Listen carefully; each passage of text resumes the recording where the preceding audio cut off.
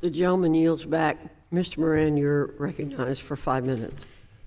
Thank you, Madam Chairman. Nearly 30 years ago, I began my post-secondary education studies. Though my parents supported my educational pursuits in many ways, they were not able to do so financially. So that financial burden was one that I largely bore on my own. Better stated, it was a financial investment that I chose to make in my future. To pay for much of my college education, I took on a variety of jobs. I did things like working as a server, running vending routes, serving as a painter's helper, refereeing intramural sports, roofing houses in the hot Texas summer sun, and even working as a teaching assistant at a junior high school. Despite my hard work, though, a shortfall did exist between what my college education cost and what I could earn during those times of work. I made up that shortfall by taking out federal student loans, something I was willing to do because I had counted the costs and the benefits of making that decision on the front side. I knew that it was my individual responsibility to fully repay those loans because I understood that I would be the beneficiary of this decision and this investment in my future. While in the process of taking out these loans, I thoroughly vetted my options and determined which would be most beneficial for my academic journey. I figured out just how much these loans were going to cost me and how long I could expect to pay them off for. And it did. It took me years, but I was willing to do that and always happy that I made that investment. In short, when I took out these loans, I fully understood the financial obligations associated with them, and I willingly accepted those obligations because I knew the long-term benefits for me and my family. As the father of 4 school-aged children, including 2 who are preparing the next step in their journey past high school, it's important that my children understand the options and that they weigh the costs and the benefits, and together we make a decision about what cost and what benefit and what avenue to pursue.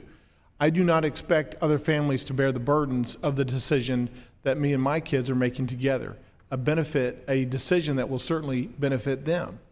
Unfortunately, this difficult conversation is not one that many families are having or that enough families are having. As a result of this, many first-time students are enrolling in student loan programs, not fully understanding the financial responsibilities associated with pursuing higher education, and this has left thousands of students earning degrees that they cannot pay for down the road. Just a couple of days ago, Press Secretary Jean-Pierre said, quote, "If you buy a car, you are expected to pay the monthly payments. If you buy a home, you are expected to pay the mortgage every month. That is the expectation," unquote.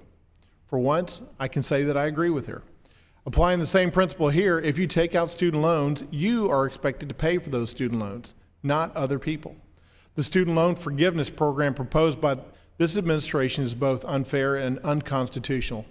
It's contrary to free market economics. It incentivizes students to take out way more than they need and way more than they can pay back, and it incentivizes colleges and universities to redirect potential funds away from merit-based scholarships to other non-essential expenditures, because everybody knows that the assumption is those loans will get paid off by the government, and neither the students nor the universities have to worry about it.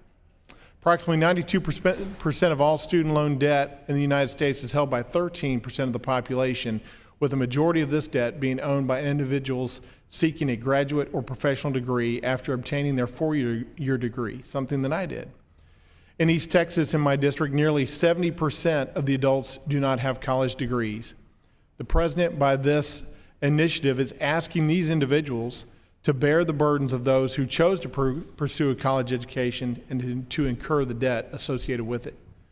Despite a majority of my district choosing not to pursue a higher education, this student loan bailout is expected to cost my folks in the 1st Congressional District of Texas over $1.15 billion. When divided by the roughly 770,000 East Texans, that's almost $1,500 per person.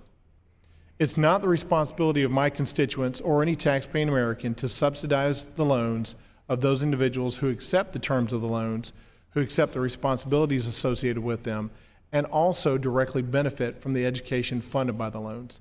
This proposed student bailout is just another example of poor policies from the administration that's going to drive up inflation. It's another tax on the American people that they cannot bear. I concur with the joint resolution sponsored by Mr. Good to revoke the administration's authority and ability to cancel student loans, and I think this is a critical joint resolution for us to pass. No individual should have the authority to single-handedly force hardworking Americans to pay for $400 billion of student loan debt that they do not own. East Texans should not be on the line for other people's loan debt. Hardworking taxpayers should not be on the line for other people's debts. Our own decisions both cost and benefit us both, and we should bear those decisions on our own. With that, I yield back.